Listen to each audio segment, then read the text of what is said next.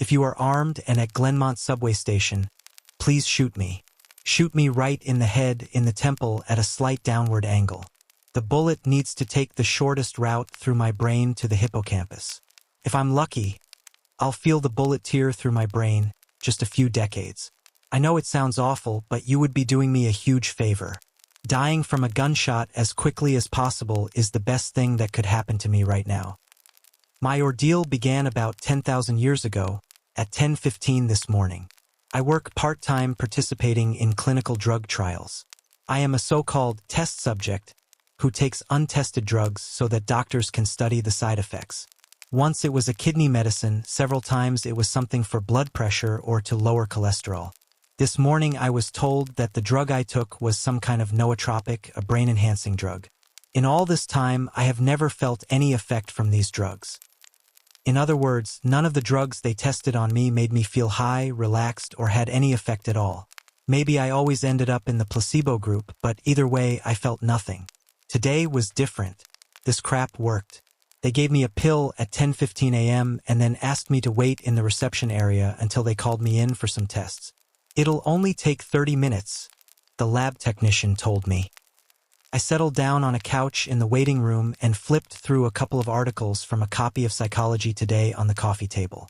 No one called me back into the office, so after finishing that magazine, I picked up a copy of U.S. News and read it from cover to cover.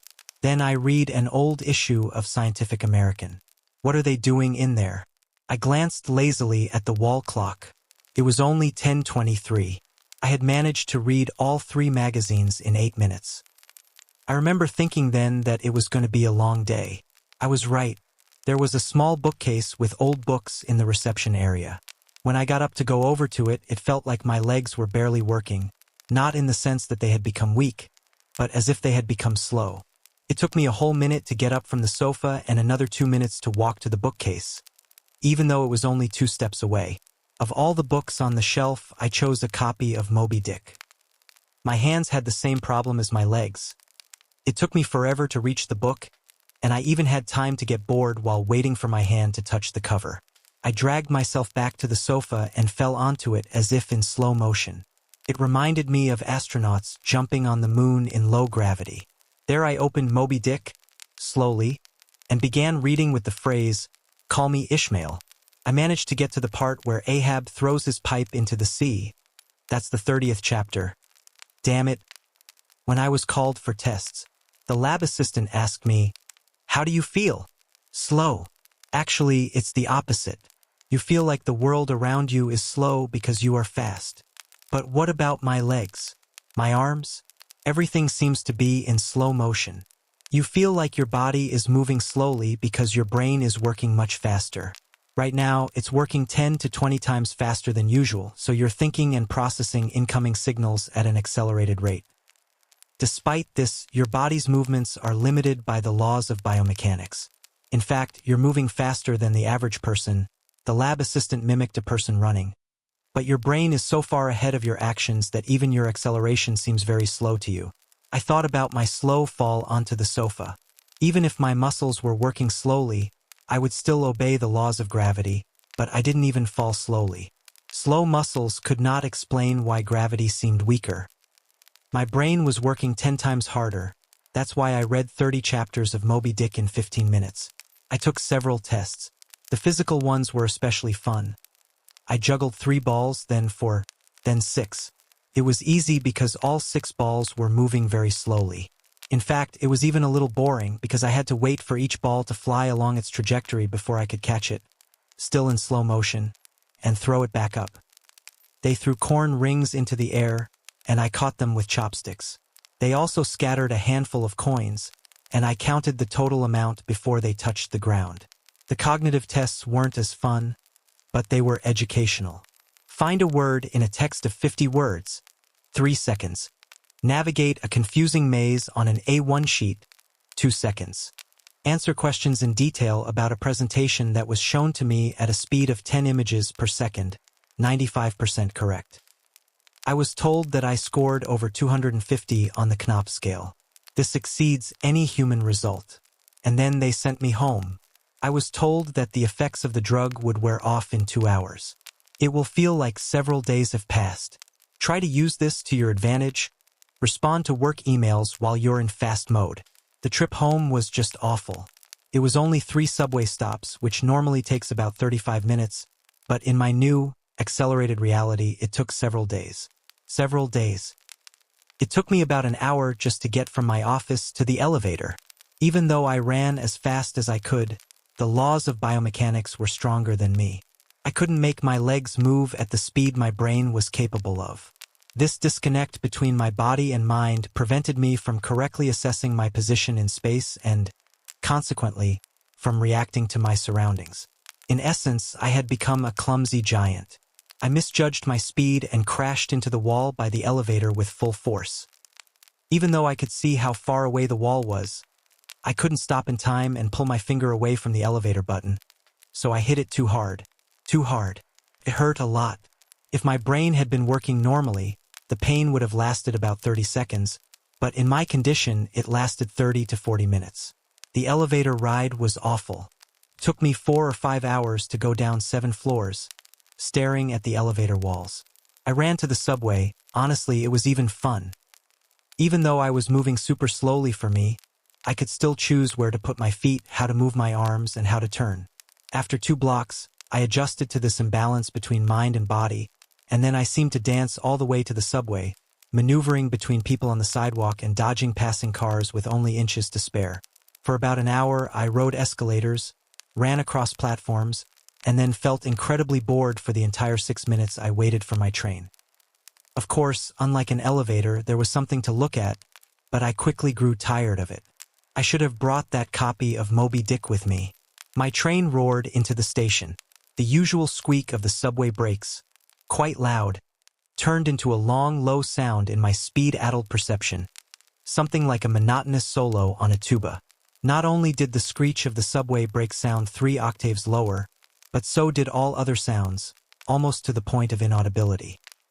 I couldn't hear any voices. They were now well below my range of hearing. I managed to hear a child crying in the subway car. Her cries slowed down so much that they reminded me of whales singing. Other sharp sounds, such as car horns and trucks rattling over potholes, became muffled rumblings of distant thunder. Back at the research center, I had been able to talk to the staff and hear them clearly, but now that was impossible. The drug's effects were only getting stronger. I spent several days on that damn train. Several days. Listening to whale songs sung by a screaming baby and a solo on the brake tuba. Even though the voices were out of my range of hearing, I could still smell everything as before. I could clearly smell the bodies, the stench of the train brakes, the aroma of farts, and other wonderful smells of the subway car. Finally, I made it to my apartment. Running from the door to the living room at full speed felt like a slow descent down a lazy river. I was so glad to finally be home. At least there was something to do here. I grabbed 100 Years of Solitude, which I had recently started, and finished reading it. I turned the pages so fast that I tore some of them, but despite my speed, I was still turning more pages than I was actually reading. 3 minutes had passed since my return. Then I got stuck on the internet. My goodness, modern computers take forever to turn on. But the internet was annoyingly slow. A new page took about an hour to load, and it took me a fraction of a second to read it. Hundreds of articles from my feed, and another 3 minutes. That's it. I started reading books from my must-read list and read 2. Another 4 minutes passed. Maybe if I slept, the effects of the medication would wear off. Unfortunately, the part of my brain responsible for perception, which had been accelerated by the medication, was not responsible for sleep. Even though I hadn't slept for several days, or so it felt, my body still thought it was 1:25 p.m. and didn't want to sleep. Despite this, I tried to force myself to sleep. I went to my bedroom, a leisurely 45-minute walk across the apartment, and threw myself onto the bed, like a feather falling onto the mattress. Closed my eyes, and lay there for hours, about 10 minutes in real time, until I gave up. Sleep would not come. It looked like I was going to be locked in this slow-motion prison for several days, or even weeks. So I took Zolpidem. The feeling of the pill and the water I washed it down with moving down my throat made me nauseous. A lump in my throat made it difficult to breathe. like a snail crawling down my esophagus. I read a book. 10 minutes passed. I read a second one. 18 minutes had passed since I took the zolpidem. In a rage, I threw the book across the room. It flew slowly and gracefully through the air like a leaf in the wind, and crashed into the wall with a barely audible long hum. It was the first sound I had heard in what seemed like hours, and then slid to the floor, sinking like a flip-flop in water. Gravity had clearly not changed since morning. The laws of physics remained the same. Only my perception of time had gone haywire, which meant that I could measure the effect of the drug based on the speed of falling objects. Considering how long the book had taken to slide to the floor, I realized that the drug was still taking effect. I read the magazine. I turned on the TV. Disappointed, I looked at each frame of the video sequence as if it were a slideshow. I turned off the TV. I read a little more. I read the first 2 volumes of Churchill's History of the English-Speaking Peoples. Not exactly light reading. In fact, it was awful, but considering that picking up another book from the shelf would have taken several unbearably boring hours, just sitting and reading Churchill was better. Well, or at least not much worse. It had been 35 minutes since I took the zolpidem. I lay down on the sofa and closed my eyes. Time passed. Breathing in, a process that took hours. Time passed. Breathing out, several more hours. Could not sleep. I needed a new plan. I decided to go back to the research center where I had been given the medication. Maybe they had something that could counteract this side effect. Or some kind of sleeping pill so I could just sleep through it until the effects wore off. I left the apartment as quickly as I could. It felt like hours, and didn't even bother to lock the door. That would have taken too long. Down the stairs, much faster than the elevator if you run, through the lobby and finally outside. Felt like a long day at the office. Down the street, dodging pedestrians. They probably thought I was moving with superhuman agility. The first flight of stairs leading down to the subway. The landing, on to the second flight. And that's when the zolpidem kicked in. I didn't feel like sleeping. Not at all. On the contrary, the effect of zolpidem must have mixed with the effect of the experimental drug I had taken in the morning. I ran down the stairs, moving slowly but still feeling the movement, and then, bang! Everything stopped. The dull hum of the street and the noise of the subway disappeared. I was surrounded by a perfect silence, the likes of which I had never heard before. Before the zolpidem took effect, my perception of time slowed down probably 100-fold. And after that, 1,000-fold. Every second lasted for days. Even the movement of my eyes, any attempt to shift my gaze, felt like a slow glide across my field of vision. All day long, I learned to walk, run, and jump, taking into account that my brain was working hundreds of times faster than my body. But after the slowdown that zolpidem gave me, control over my body became almost impossible. I fell down the stairs. Even though I froze in mid-step, I had absolutely no control over my muscles. In my mind, I commanded my leg to move forward. It took hours, and then backward if I thought I was going to miss the next step. Hours were spent adjusting how much my ankle was bent, and hours were spent bending it differently if it didn't work the first time. Despite all my efforts, I twisted my ankle on the next step. Slowing down didn't ease the pain one bit. Several hours of uninterrupted pain in my twisted leg. The nerve signals of pain that reach the brain must not work the same way as the nerves in the ears. Sounds stretched out in time, lowering to the point of being impossible to perceive, while the pain remained unchanged. Many hours passed with increasing pressure on my twisted leg as I shifted my weight onto it. Hours of growing pain. I slumped forward, unable to control my slow body. Days passed as I slid down, trying to turn my body so that I wouldn't hit my head on the ground. I managed it. I hit my shoulder. At first, I didn't even feel the impact, but the pressure built up as the pain grew, hour after hour. My shoulder couldn't take it and flew out of its socket in one endless jerk. A few days later, I stopped, curled up on the ground and stared at the ceiling. My shoulder still hurt as much as it did when I hit it. I had enough time to think about everything in the world during that fall. If every second lasted like a day, every minute of real time took years. Even if the effects of the medication wore off in 2 or 3 hours, This nightmare would last for centuries for me. By the time I hit the floor, I had a plan. I had to get to the platform and throw myself under the train. I tried to get on all fours, but I overestimated the force needed to turn and rolled onto my back. My shoulder had been hurting for several days and was begging for mercy. My second attempt ended with me falling face down, trying to figure out how to control a body that was moving slower than grass grows. After several weeks of fruitless attempts, I finally got to my knees. If it took me that much effort to get on all fours, there was no way I could walk or run.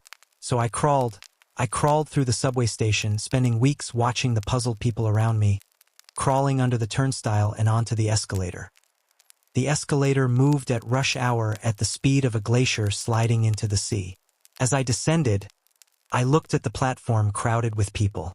The train schedule board said that the next train would arrive in 20 minutes. 20 minutes is a whole year for me. I would have to hang around the subway station for a whole year, waiting to die.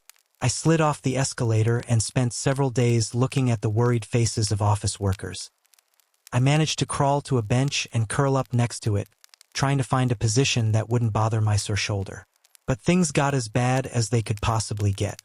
The slowdown on the steps was just the beginning of the interaction between the experimental drug and zolpidem. And now they were interacting at full strength. I blinked, and years of darkness followed. I had already lost my hearing, but by blinking, I lost my sight as well. Years of absolute darkness and silence, filled only with years of absolute darkness and silence, filled only with pain in my damaged shoulder. My accelerated brain filled the void of sensory deprivation as best it could. Voices spoke to me, singing in languages that didn't exist. Patterns, faces, colors flashed before my closed eyes. I remembered my whole life and invented another one for myself. I forgot English. I fell into despair. I prayed to God. I became God. I created a new universe in my imagination and brought it to life. And so it went again and again and again. My eyes opened with the slowness of tectonic plates. Weeks passed with a faint flicker, weeks with a glimmer of light, weeks with a narrow slit through which I could see the subway platform, the ankles of passengers not far from me, and an announcement on the other wall. I took my phone out of my pocket, an action that took decades. How can I describe this unbearable boredom? Even the pain in my shoulder couldn't compare. I had thought every thought that could possibly come to mind over and over again. The announcement on the wall opposite me hadn't changed, and the ankles of the people weren't moving. Not at all. The boredom was so intense that it felt tangible, as if stone and metal hoops were squeezing my brain. There was no escape. What could I do? If I jumped off the platform before the train hit me, I wouldn't die. I would experience endless pain, worse than falling down the stairs, but most likely someone kind would save me before the train arrived, and I wouldn't be able to do anything when the train actually came. My suffering would be endless, so I had to wait for the train to come and throw myself directly in front of it. When it hit me, I would feel myself being torn to pieces for centuries before I died, and it was finally over. I've lived hundreds of lives on this bench. My soul is much older than any human who has ever lived on Earth. Most of my life has been flashes of pain in my dislocated shoulder, lying on the subway platform and watching the same thing. Advertisements and people's feet. This post is my plan B, my last prayer, my adventure. I've spent several lifetimes typing this post, hoping that someone will read it and see that my suffering must end. Someone who is on that platform right now. Someone who will find the man lying near the bench who recently crawled down the escalator. Someone who will kill this man as quickly as possible. A shot to the temple. If you are armed and at the Glenmont subway station, shoot me.